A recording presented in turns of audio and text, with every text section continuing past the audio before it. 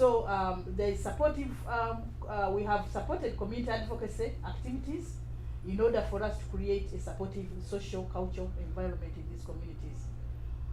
We have created the community networks, like I've mentioned, the linkages, partnerships, and coordination, enabling effective activities, service delivery, and advocacy, maximizing resources and impacts, and coordinated collaborative work between the FBO, the facilitator, the TBA, and the local government. We work hand in hand with the local government. We have upgraded facilities to improve the quality of the services, supported community outreach education activities and service delivery. Over 76 community outreach workers have been trained in 2 different areas, locations, for them to be able to continue with the education that is required house to house. We have supported organization and leadership strengthening, including management, accountability, and leadership for organizations. We've held workshops, not only for religious leaders, but for also cultural leaders and other leaders from the educational sector, leaders from the social development sector, for them to understand that we have a problem at hand and we need to work together and they need to be part of this. This is one of the trainings. In fact, we have the minister was issuing certificates. Some of these were TBS, some are chiefs. That's the minister. This is the chairperson for the AIDS Commission, and this is the director of programs in one of the states where we've been supporting this. This was just one session for community leaders. We have also embarked on introducing some monitoring and evaluation and planning, whereby we began with a community assessment using LQS to understand the maternal practices, to understand the fears, to understand the preferences, and this was followed with a diagnostic assessment to try and understand much more deeply what are the issues at the TBA level and what are the issues at the family level. We have mobilized and to go back to the point of monitoring and evaluation, introduced tools to collect some data, basic data, how many women are pregnant, having a register, how many are pregnant, in order for them to be followed up by the outreach workers, to be reminded, to be encouraged to go to the facilitator, to be provided with the mama kits, to be provided with the ITNs for them to be protected from malaria. Then we have supported mobilizing and training of TBAs on the following roles: provision of HIV/AIDS education and clients, mobilizing women for VCT, referring and facilitating positive mothers to access PMTCT. There was also a second training which is taking place right now, specific skills for their role in supporting direct observed treatment for HIV positive mothers. And we have also, in the first training, there was family planning was included, maternal, safe maternal practices were also included in their first training.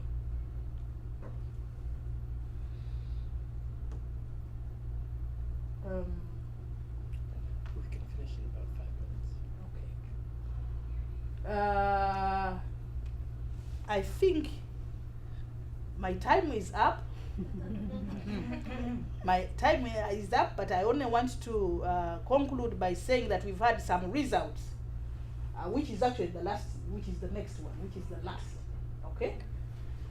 Like I mentioned, we've conducted leadership and management training for religious leaders from 13 institutions, supported 2 large-scale advocacy events, focusing on the issue of empowering women and girls to reduce maternal mortality. We did that jointly with the First Lady's Office initiative. We trained and supported 76 community outreach workers, trained 64 TBAs, 2 trainings so far.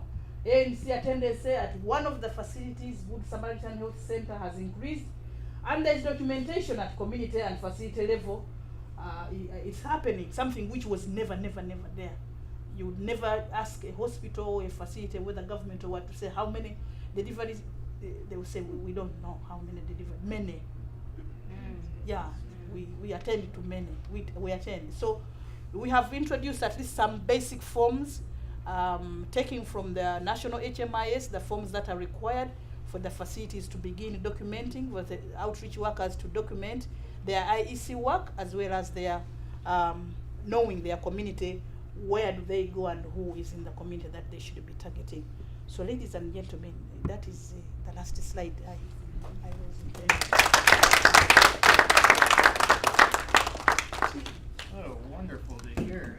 What incredible challenges you face in Sudan. But, We're gonna have Q&A. we will have time for Q&A maybe after you go, and then we'll have time for both.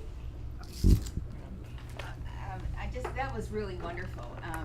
And I hope one of the things I want to talk about afterwards is you can talk about changing cultural norms more easily than I can. So I want to hear more about that from you. But which one? Cultural norms, changing cultural norms. Okay, talking about changing, I changed my PowerPoint for you at noon.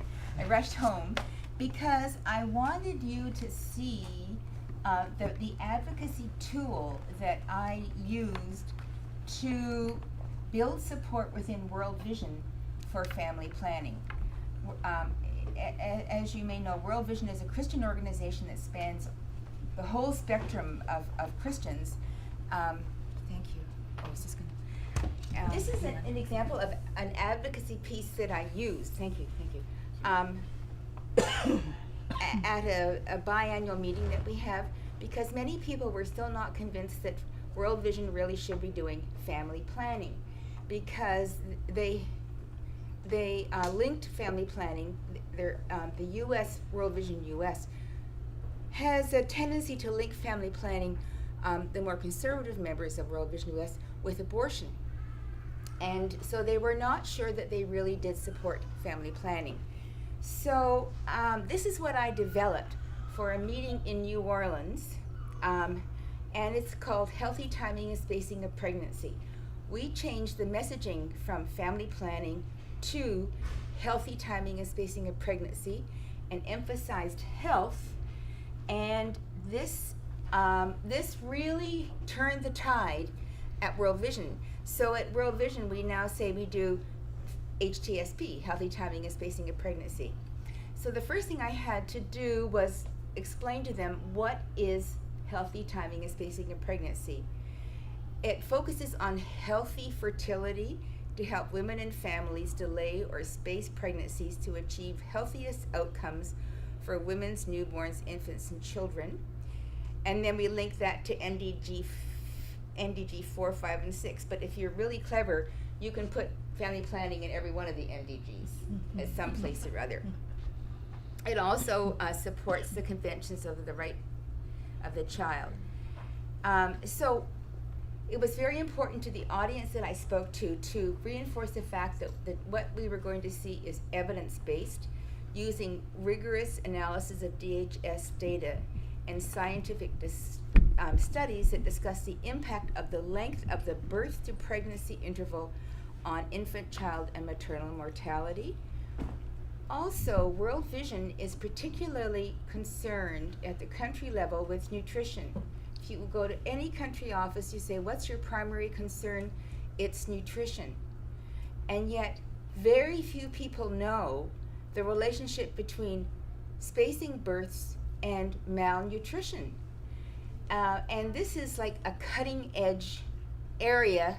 If you want to go into it, keep the data, because I'm a member of a working group, a USAID working group, looking at studies relating malnutrition, stunting and wasting, and birth intervals, and there's very little field evidence so far. No one's even thought to put them together, because we stovepipe nutrition and we stovepipe family planning, and even though it's the same mother and the same family, they don't meet. Now here you go. This is the beginning of a wealth of material that is very persuasive. The birth to pregnancy interval and relative risk adjusted odds ratio for neonatal and infant mortality. I'm going to have to tell you, I don't really know what relative risk adjusted odds ratio means, but it's data that's put out by the Demographic and Health Survey people, and they look at the risk of mortality in relation to the previous birth interval. So you can see that a woman who has a child and then gets pregnant less than 6 months later, her infant is 3.5 times more likely to die than if she were to wait 3 years before she got pregnant. And you know, most of the people in World Vision don't even know that. They don't know the risk, the huge risk there is to having a child, to conceiving, to become pregnant again less than 18 months after the first birth. See, this is really, when the baby's 2, then we say wait till your baby's 2 before you try to get pregnant again, which means there's about a 3-year birth interval. Look at how it reduces mortality. Are we talking about incubators? No.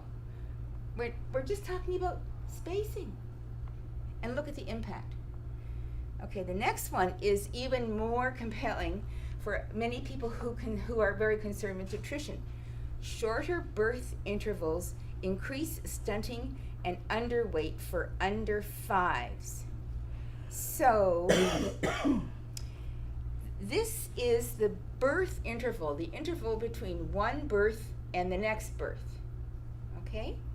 So if the interval between one birth and the next birth is 18 months, less than 18 months, the child is the relative risk of stunting and being underweight is 140 compared to, let me just find, to if the children are about 6 years apart, when it drops almost in half to 79. So what we're saying is, if you don't do any feeding programs at all, because we controlled for all the other variables that could impact nutrition, stunting and wasting, if you don't do anything else except space the births, look what's going to happen to stunting and underweight. Now, how many of you have any of you got Food for Peace grants? That's USAID massive feeding program. World Vision has a lot of those. They're slowly starting to add family planning, but not nearly with enough focus, because just by ensuring that the births are spaced adequately, stunting and underweight decline by almost half. What's going on there? Okay. Can you hazard a guess of why this is the case? Woman's able to breastfeed longer and she's not having 2 little ones. Right. It's just, she's going to take care of her child if she has the opportunity to breastfeed and then nurture her child. If she has, many women have 4 children under 6, or 3 children under 6, or even 2, and the care and nurturing that those children receive is not nearly as intense as if that child is the sole focus of that mother's attention. But we encourage people, again, 3 to 5 years between births is about the golden interval. Now, we looked at this picture. This is a maternity ward as a hospital in Lusaka. And I sent this picture to World Vision Australia, and World Vision Australia showed this to AusAid in the AID of Australia, when they were lobbying for AusAid to give more money for family planning. And this picture proved to be very compelling. What's going on here? They're in a hospital. So why are they in the hospital?